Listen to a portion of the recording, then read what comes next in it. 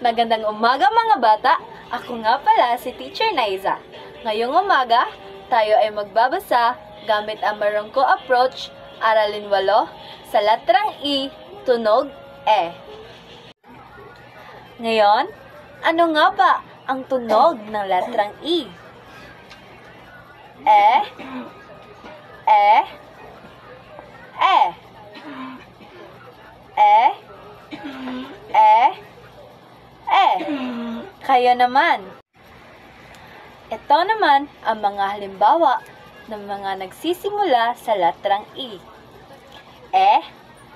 X, espada. Eroplano, elepante. Ngayon naman ay ating iguguhit ang letrang E.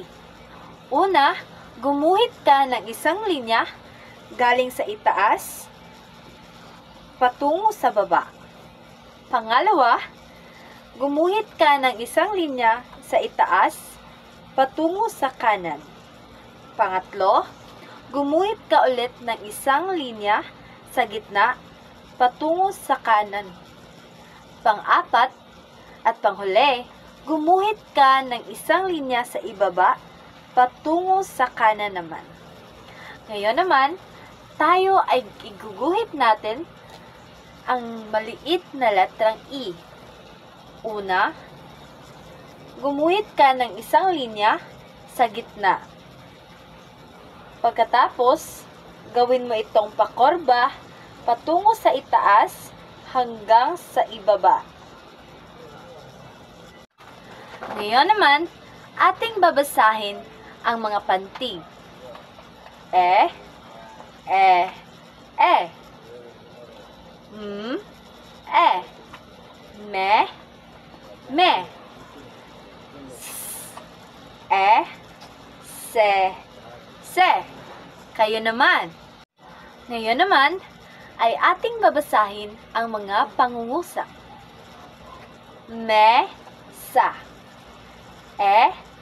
me, ma, mo, ang mesa. Si Emmy ay. Ngayon naman, tayo ay magbabasa ng isang maikling kwento. Mais sa mesa. Mama,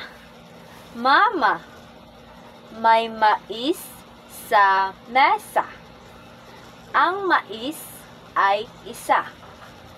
May mais si Emmy sa mesa. Kayo naman.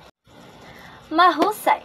Salamat sa iyong pakikinig ngayong umaga at sana'y may natutunan kayo sa ating aralin sa pagbasa ngayong umaga.